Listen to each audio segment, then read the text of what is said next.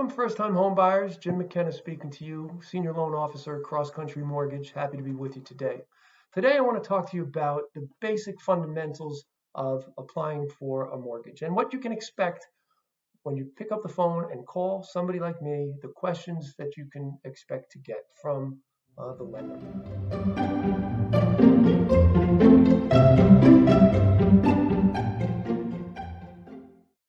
There's four pieces to the puzzle. First, the lender's going to ask you about your employment and income. Do you have a job, and is your income sufficient to support the mortgage payment that you have for the loan that we'd love to give you, plus any other obligations you have, such as, you can imagine, car payments, student loans, credit cards.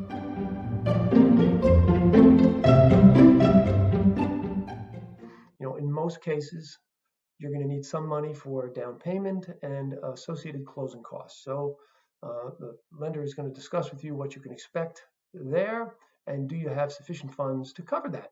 If you don't have them yourself, where are you going to get them? Are you going to get a gift from family? And that's okay. We accept gifts.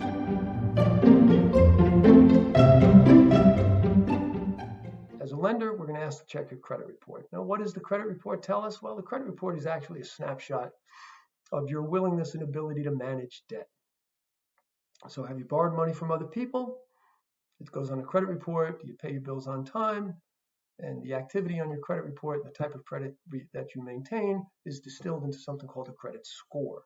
So there's minimum requirements for credit scores, and the minimum requirements are pretty low. So even if you've had some hiccups on your credit report in the past, don't stress too much about that. We can work with you in pretty much most cases.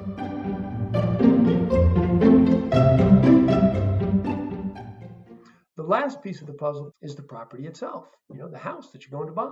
So we don't know what the house is yet, but when you do sign a contract and start the loan application, one of the first things that we're going to do is order an appraisal, a real estate appraisal. That's an independent contractor that goes out to the house and looks at the house and tries to tell us that the price you're paying is a fair and reasonable price. And really, the appraiser is going to tell us two things. One is that you're paying a fair and reasonable price, and two, what's the condition, the overall condition of the house? Is it in okay shape? Is it livable? Does the electric work? Does the heating and air conditioning go on? And based on last summer, hopefully the house you're buying has air conditioning. We're going to send that file to our credit department. In the credit department, there lives a person called an underwriter. The underwriter is the only person at the lender's company that can actually approve your loan. Up until that point, you're working with a pre-approval. But what you want is the actual approval, and the underwriter is the only person that can do that. So those are the four pieces of the puzzle. I'm going to dig a little deeper into each step. Are you still with me? If you don't feel like sticking around, feel free to copy down my phone number listed below and call me for a live chat, or schedule on my Calendly scheduler, and we'll set up a time to talk in more detail. But if you're staying with me, okay, let's go through the four steps. Number one, verifying income and employment. Not too terribly complicated. If you have a job that pays a salary, we're going to ask you for 2 pay stubs, and we're going to ask you for your W-2s for the past 2 years. If you don't have W-2s for 2 years, maybe you just got out of college, that's okay. We're going to verify that you were in college. That counts. We want a 2-year history of what have you been doing for the past 2 years. You don't have to have a job with the same company for the past 2 years, but we do want to see that you're regularly employed. So your income is sufficient to support not only the mortgage that we hope to give you, but also, like I said earlier, your other obligations. Number 2, assets. We're going to ask you for 2 months bank statements or any other resource that you intend to use to come up with the down payment and closing costs. Maybe it's a gift from mom and dad, rich uncle, hopefully. Maybe you're going to tap into a 401k plan. Those are all acceptable sources of funds. We just need to verify that they exist. So mom and dad, if they're giving you a gift, or the rich uncle, we ask them to fill out a gift letter. It's a standard form that says they're willing to give you the money. Then ultimately, we want to ask for proof of receipt of funds. We get your bank statement, copy of the canceled check. So those are acceptable sources of funds. So we've checked out your assets. You've got enough money to do the transaction.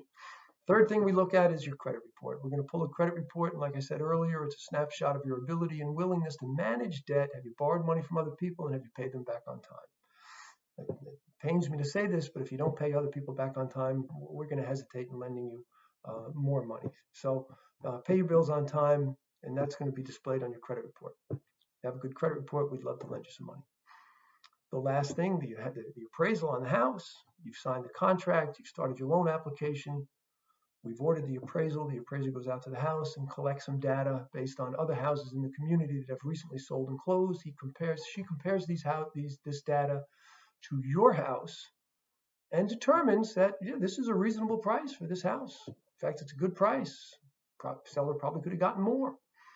And the exterior condition of the house, it's in good shape. The paint's not peeling, the windows aren't broken, all the mechanicals of the house are functioning properly. So we put these 4 pieces of the puzzle together. We're ready to submit the file to our credit department, that person known as the underwriter. So the underwriter reviews the file. Hey, W-2s, pay stubs, income is sufficient to support the debt. Check. Assets, we've got bank statements. Oh, look here, we got a gift letter from mom and dad. They're willing to give a couple of dollars to help you get over the hump for down payment and closing costs. Sufficient assets available. Check. Credit score, might have a late payment here or there, but the credit score meets minimum standards. Credit's acceptable. Check. The house itself, nice house, pretty good condition, reasonable price. Actually, it looks like a good price. Collateral is sufficient. Loan, check. 4 pieces of the puzzle. Check. Loan is approved. So we recognize that loan approval. We send you out a loan approval letter. It's called, in some cases, a conditional loan approval. In some cases, called a commitment letter. But whatever it is, it's official notification that your loan has been approved. You show it to your realtor. The realtor's happy. Your realtor might show it to the other realtor. Tells the seller your client's loan is approved. Buyer's loan is approved. Very exciting. Give that letter to your attorney. The attorney has a few things that she has to do, tie up a few loose ends. We schedule the closing. This is a very happy time. You sign a few pieces of paper, actually a lot of pieces of paper. And you get the keys to the house. I give you a bottle of champagne. We pat each other on the back. We part the best of friends. And you have a wonderful life in your new house. And I'm happy for you. So I hope this was helpful. If you would like to talk a little more about this, get into some more detail, I'd be happy to talk to you. My number's on the listed below. Please feel free to call. Or I have a link for Calendly. It's where you can schedule an actual appointment. We can schedule a time to talk. I'd be happy to do that as well. So I hope it's been helpful. I wish you the best of luck. Happy house hunting. I'm here to help. Thanks much and goodbye. We'll talk to you next time.